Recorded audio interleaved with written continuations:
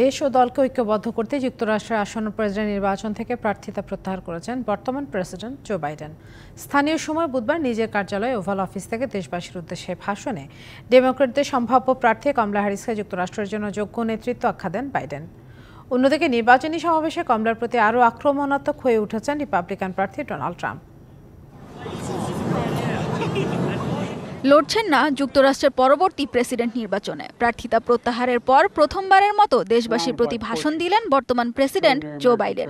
নিজের কার্যালয় oval office থেকে টেলিভিশনে সরাসরি সম্প্রচারিত 11 মিনিটের বক্তব্যে বাইডেন বলেন, ডেমোক্রেটিক পার্টি ও নিজ দেশের মানুষকে ঐক্যবদ্ধ করতেই তিনি নির্বাচন থেকে সরে দাঁড়িয়েছেন। পাশাপাশি কমলা হ্যারিসকে সমর্থনের কারণও ব্যাখ্যা করেন।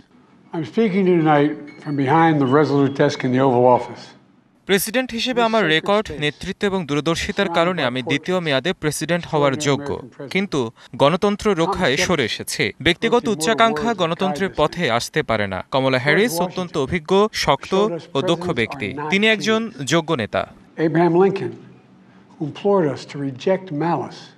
আগামী বছরের জানুয়ারিতে মেয়াদ শেষের আগেই জনগণের জন্য কাজ শেষের প্রতিশ্রুতি দেন 81 বছর বয়সী বাইডেন।